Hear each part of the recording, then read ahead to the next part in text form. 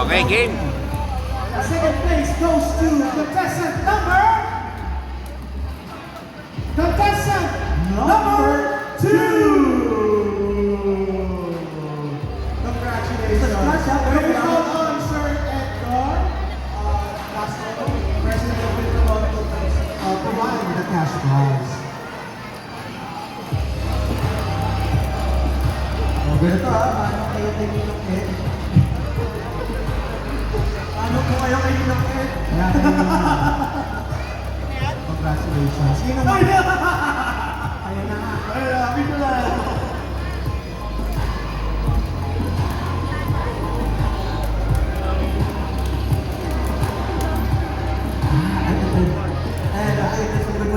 And the moment you've been waiting for, yes. Ako, mabigat, so mabigat. And double-check ko lang just to be sure. Oh my gosh. Oh my gosh. Okay. The winner of our cosplay competition will receive 2,500 pesos provided of course by Vermicon with a trophy of course.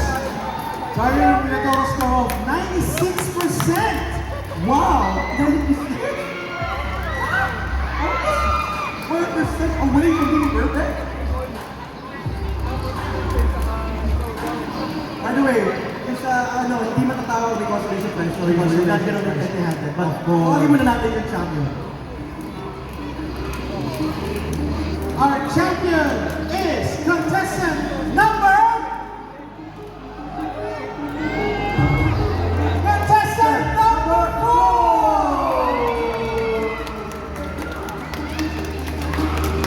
You are the MVP of the server, my dear. Congrats.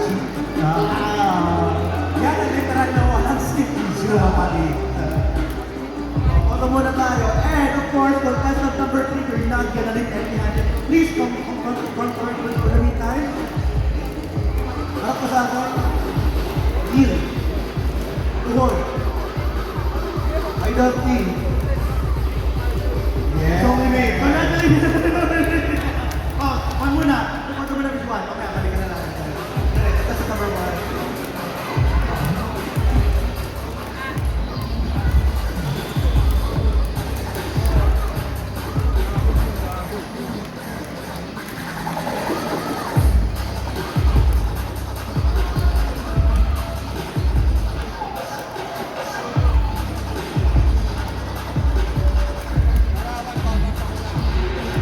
Congratulations to Art!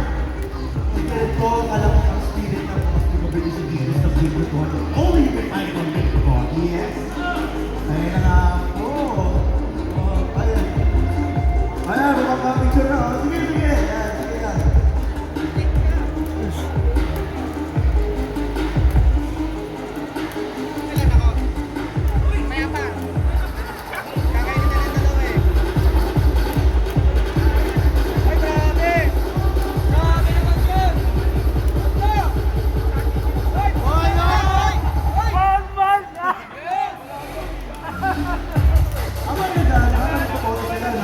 Shoutout natin ngayon yung mga tao ngayon na show you!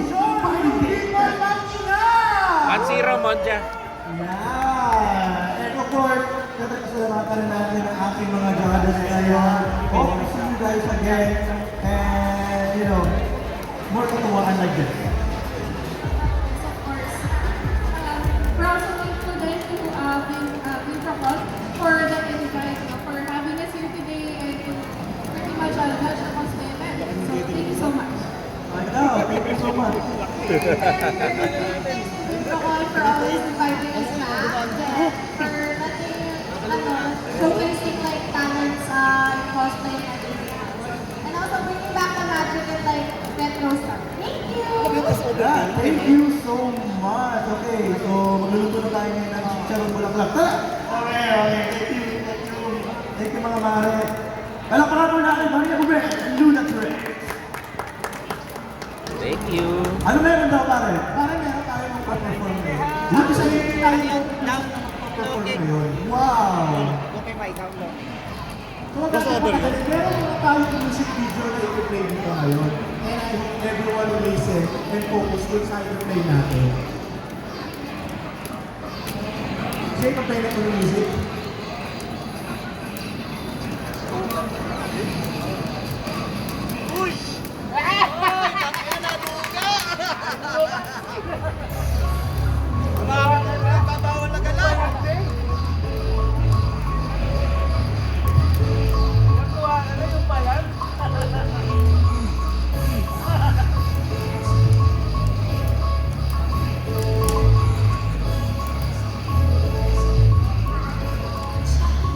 Mga batang na botas alam may pagkasaan sa buhay maririnig.